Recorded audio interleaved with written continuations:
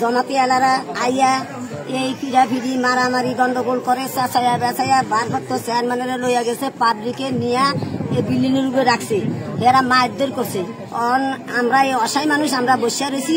জামাত ইসলাম, Charmonai, BNP সবাই নাম পাইছে। তো 2 দিন পর্যন্ত ঠিকঠাক মতোই দেওয়া হইতেছে।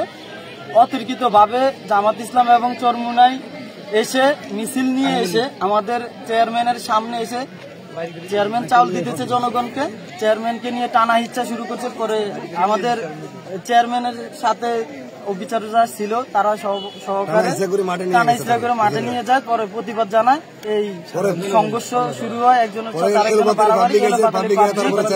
চেয়ারম্যান আসার পথে আমাদেরকে বিএনপির যাদেরকে নাম বলা হলো কয়েকজন আমাদের সমর্থকদের উপরে ওরা অতর্কিত হামলা করেছে এবং কয়েকজনকে তারা আহত করেছে, বিভিন্ন হুমকি ধামকি আমাদেরকে দিচ্ছে।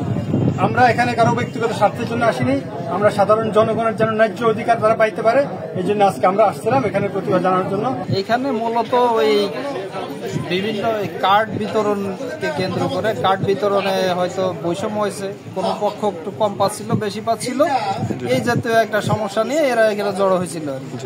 এখানে মোটামুটি এরা কথা নিজেদের মধ্যে একটা আলাপ আলোচনা হয়েছে যে এই বিষয়টা এরা একটা সমাধানে আসছে এবং ইউএনও অফিসে যে নেতৃত্বস্থানীয় লোকজন আছে ওরা বসে বাকিটা ওরা সমাধান করবে, মীমাংসা করবে ইউএনও অফিসে। ঘটনার ব্যাপারে জামাত ইসলামের আমির ছিল, ইউনিয়ন আমির ছিল, তারপরে ইসলামী আন্দোলনের ইয়া ছিল, উপজেলা আমির ছিল। তাদের উপস্থিতিতে সিদ্ধান্ত হয়েছে যে আমরা একটা মিউচুয়াল করে দিব, যেহেতু আমরা পরস্পর, যেটা আমি মিরাল আলমকে বললাম যে পরস্পর আমরা এখানে নিজেরা আমরা প্রত্যেকে রাজনৈতিক এজেন্ডা বাস্তবায়ন করবে, তবে আমরা নিজেরা যদি বসে সমাধান করে দিতে পারি তাহলে আমরা সেদিকে যাব, এই সিদ্ধান্ত।